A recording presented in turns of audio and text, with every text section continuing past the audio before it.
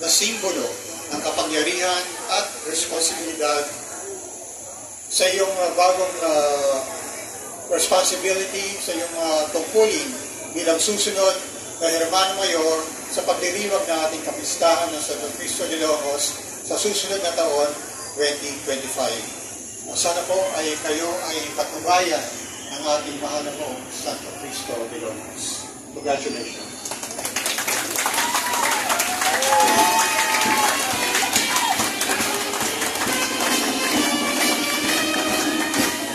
Magandang gabi po sa inyong lahat.